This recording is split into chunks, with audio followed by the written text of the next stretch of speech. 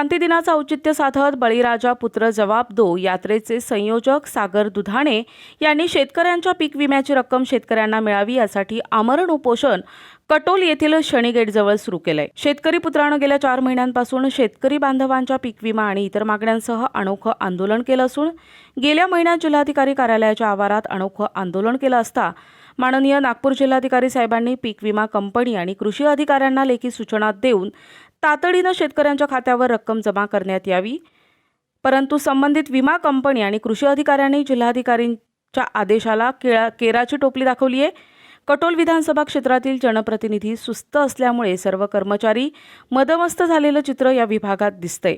जोपर्यंत बळीराजाला न्याय मिळत नाही तोपर्यंत आमरण उपोषण सुरूच राहणार आहे, हे येथे विशेष। मी उमेश राजेंद्रजी बंदे, शेतकरी पुत्र, सोनवली। आजपासून हा सागरभाऊ दुधाणे यांच्या संयोजनातून पीक विम्यासंदर्भात आमरण उपोषण आयोजित करण्यात आलेलं आहे।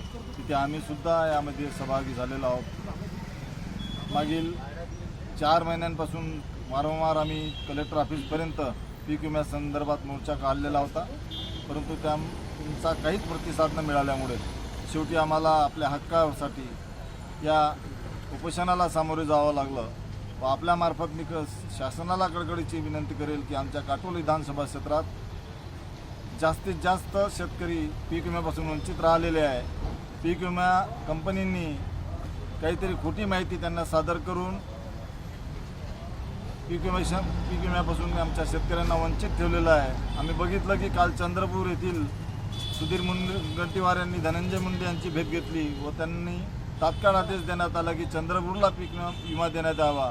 जर चंद्रपूरला पीक विमा देण्यात येत आहे तर आमच्या काटोल विधानसभा क्षेत्र का वंचित? इथे कोणीच नेते आहेत नाहीत का?